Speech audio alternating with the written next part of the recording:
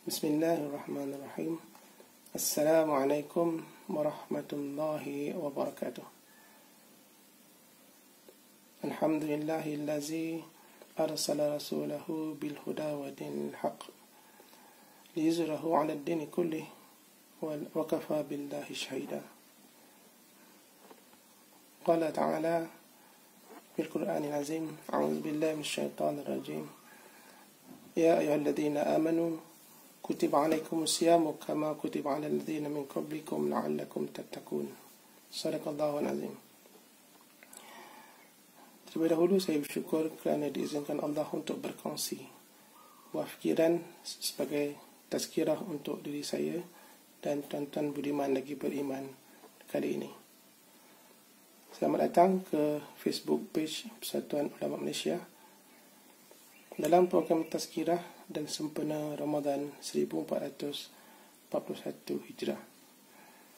Terlebih dahulu mohon kerjasama baik tuan-puan untuk like dan share page ini bagi membolehkan ramai lagi netizen beroleh manfaat ilmu bersama Persatuan Ulama Malaysia. Terima kasih tuan-tuan puan-puan kerana memilih untuk bersama pada petang yang berbahagia ini. Percayalah tuan-puan bukan tidak sengaja untuk berada di sini, tetapi ia telah ditakdirkan oleh Allah. Apa khabar semua? Didoakan agar tuan-tuan semua sihat, bahagia bersama keluarga tersayang, dan tidak terlambat untuk saya ucapkan selamat berpuasa dan Ramadan Karim. Bagi penonton yang menonton di rumah, selamat mematuhi arahan PKP dengan sabar dan redha. Dan bagi penonton yang menonton di tempat kerja, boleh jadi sedang bertugas sebagai frontliner kita, sama ada sebagai petugas kesihatan, polis, PDRM, rela, ATM dan lain-lain. Saya ucapkan terima kasih atas khidmat mulia tuan-puan. Semoga Allah beri ganjaran pahala yang lebih besar buat kalian yang mampu berpuasa sambil berkhidmat di barisan hadapan menghadapi ujian COVID-19 ini. Hari ini adalah hari ketiga atau minggu pertama kita berada di bulan Ramadan Al-Mubarak dan sedang menjalani ibadah puasa yang diwajibkan sebagaimana ayat yang saya baca di mukadimah tadi. Tuan-tuan, jika di tahun-tahun terdahulu di kali ini ramai akan membincangkan suasana betapa meriah dan penuhnya masjid dan surau masing-masing dengan jemaah solat tarawih awal Ramadan. Jika di surau, AJK Surau terpaksa menambah khemah untuk memastikan keselesaan ahli qaryahnya. Namun hari ini masjid dan surau terkunci pagarnya. Sayu rasa. Mudah-mudahan Allah ubat rindu kita kepada masjid dan surau ini dengan segera menghapuskan COVID-19 dari manusia yang tercinta.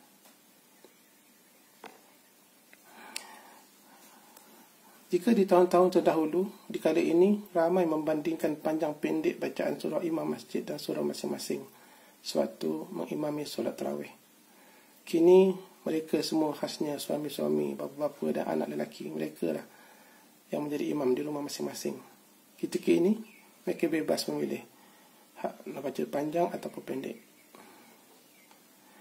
Jika di tahun-tahun terdahulu, di kali ini ramai membincangkan layanan pentadbir masjid terhadap surau, terhadap anak-anak kecil yang bising sewaktu solat tarawih di masjid ataupun di surau. Namun hari ini masing-masing sedang berusaha mendisiplinkan anak-anak mereka di rumah masing-masing agar tidak mengganggu jemaah yang di rumah.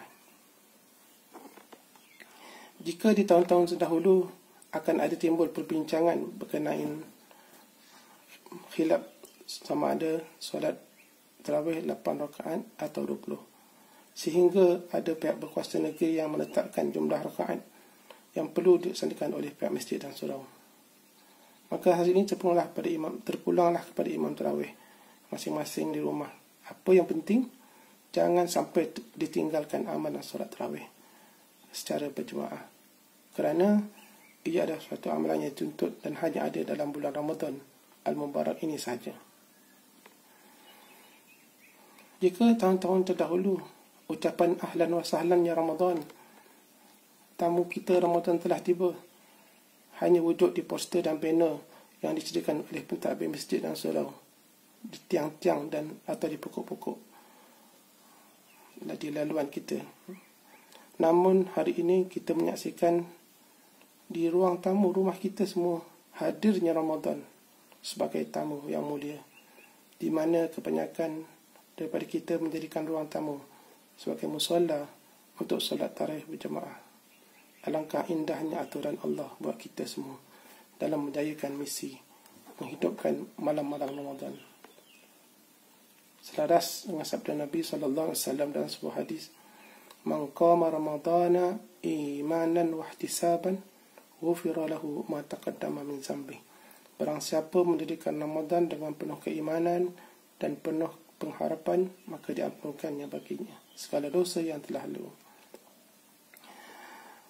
Tuan-tuan para penonton beriman lagi beriman tinggi, jika di tahun-tahun terdahulu kebiasaannya hanya suami atau bapa dan anak-anak lelaki saja pergi solat jemaah 5 waktu di masjid dan surau demi mengajar fadilat solat berjemaah.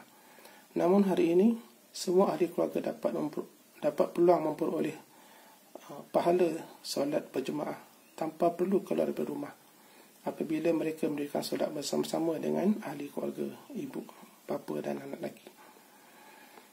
Dan apa yang manisnya, mereka boleh solat berjemaah di awal waktu.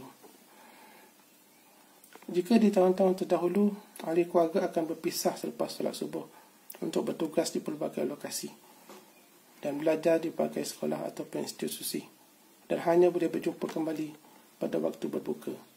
Namun hari ini semua ahli keluarga tidak akan ke mana-mana, bekerja dari rumah, belajar dari rumah, sama-sama tolong membuat kerja-kerja di rumah, sehingga akhirnya mampu merapatkan hubungan sesama ahli keluarga. Tuan-tuan perempuan penonton beriman yang sabar, di tahun-tahun terdahulu kita kurang menggunakan kemudahan rangkaian internet sebagai salah satu alat beribadah. Namun hari ini ramai yang terzahir kebijaksanaan dan kreativiti menggunakan teknologi rangkaian untuk beribadah. Apabila adanya di antara kita yang mengendalikan tadarus secara video conferencing yang menghubungkan ahli keluarga atau rakan yang tinggal sendirian untuk sama-sama bertadarus di samping memastikan kesihatan masing-masing. Ada juga imam yang kreatif yang menjadikan TV LED di ruang tamu kita itu sebagai Quran besar untuk memudahkan membaca surah panjang dalam solat tarawihnya. Ada juga penerima penyebar pengedar e-book, buku digital mengandungi panduan-panduan puasa, panduan solat tarawih melalui WhatsApp group masing-masing. Ada juga penganjur yang menghadiri majlis ilmu secara online, sama ada di Facebook Live seperti ini ataupun di YouTube Live, ceramah-ceramah online yang dianjurkan.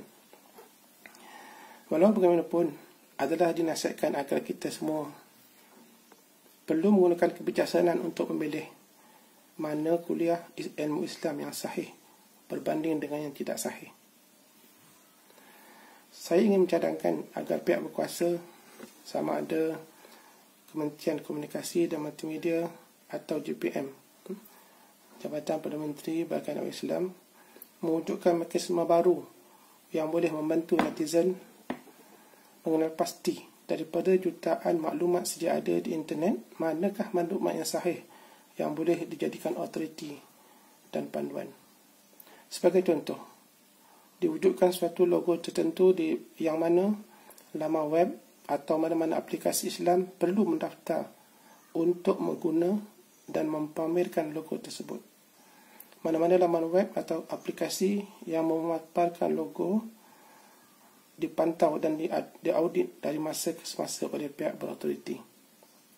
Logo tersebut merupakan lambang kepada autoriti. Laman web itu mempunyai info Islam yang sahih, yang selaras dengan akidah Ahli Sunnah wal Jemaah dan terselamat daripada ajaran sesat.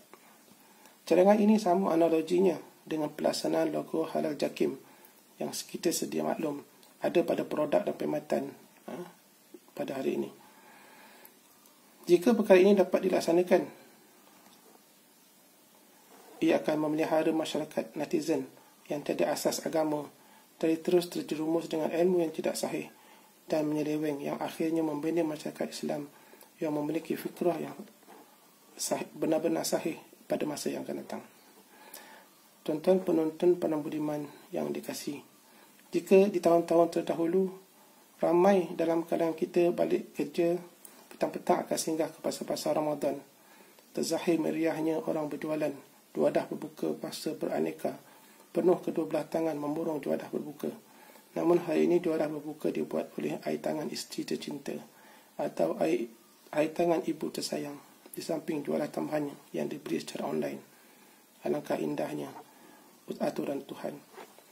Jika di tahun-tahun terdahulu di hujung Ramadan kita beratur panjang selepas tarawih di masjid dan surau di hadapan meja amil untuk membayar zakat.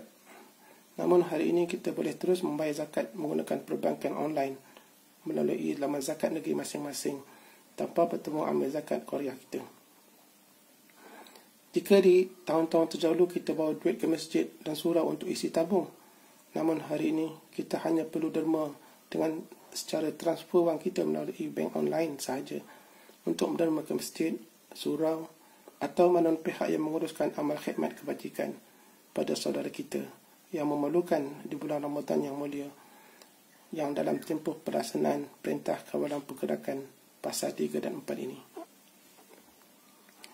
Tuan-tuan para penonton beriman, perkara yang saya senaraikan tadi adalah norma baru, new norm yang kita hadapi bersama apabila bukan sahaja negara kita, malah seluruh dunia mengalami musibah pandemik COVID-19. Kita bersama berjuang bersungguh-sungguh untuk memutuskan rangkaian jangkitan COVID-19 dengan cara yang amat luar biasa, yang pada mulanya kita pun susah nak percaya. Betul ke duduk di rumah boleh sekat COVID-19? Sehingga halnya akan menjadi sejarah peribadi kita semua pada suatu masa kelak. Apabila cucu bertanya, betul ke Datuk dulu duduk sama-sama berjuang melawan perang pandemik COVID-19? Apa yang Datuk buat? Kita jawab dengan bersungguh-sungguh, Datuk duduk di rumah je. Walaupun kelihatan jenaka, tapi ianya adalah benar. Apakah musibah ini berlaku terlalu berat bagi kita sebagai umat Nabi Muhammad? Tidakkah kita saksikan dalam sejarah Nabi, sejarah besar umat Islam terdahulu, Nabi telah menempuh beberapa peperangan besar yang berlaku di bulan Ramadan. Pertama, Perang Badar terjadi pada Ramadan 2 Hijrah. Yang kedua, Perang Khandaq yang terjadi pada tahun ke-5 Hijrah. Kedua-dua perang ini disertai oleh Nabi sallallahu alaihi wasallam.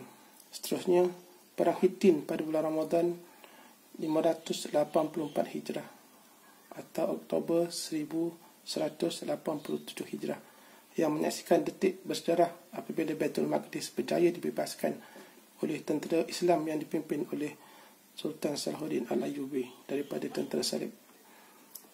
Seterusnya, Perang Ain Jalut pada 3 September 1260. Peperangan ini melibatkan antara kerajaan Mamluk yang ketika itu di bawah pemerintahan Sultan Saifuddin Al-Qutus, pasukan tentera Mongol. Tuan-tuan puan-puan yang dikasihi, saya akhiri tazkirah pada petang ini dengan maksud sepotong hadis di mana Rasulullah sallallahu alaihi wasallam bersabda, amat menakjubkan urusan seorang mukmin kerana setiap urusannya adalah baik, dan itu tidak akan berlaku kepada seorang pun kecuali kepada orang mukmin yang sempurna imannya. Jika dia mendapat sesuatu yang menggembirakan, dia bersyukur, maka itu adalah kebaikan baginya. Jika dia ditimpa kesusahan, dia bersabar, maka itu adalah kebaikan baginya. Dengan senang sebagai seorang mukmin, marilah kita redha dan syukur atas segala nikmat pemberian Allah yang banyak tak dikira ini. Sungguh pun di musim PKP, tapi layanan pemerintah kita terhadap rakyat Malaysia lebih baik berbanding negara-negara lain. Marilah kita bersabar menghadapi musibah yang memang telah dirancang dan dilaksanakan oleh Allah. Kita semua yakinlah bahawa Allah tidak akan memberi ujian melebihi kemampuan yang ada pada kita untuk menghadapinya. marilah kita amalkan sikap positif dan bersedia dengan norma-norma baru. Di samping terus berdoa, musibah ini akan dihapuskan segera oleh Allah SWT dengan dunia yang lebih baik, suasana kehidupannya kemudian kelak. Akhirnya mohon maaf andai ada perkara yang susah difahami dari saya, dan saya sudahi tazkirah ini dengan ucapan selamat berpuasa, selamat beribadah di Ramadan yang berkat. Assalamualaikum warahmatullahi wabarakatuh.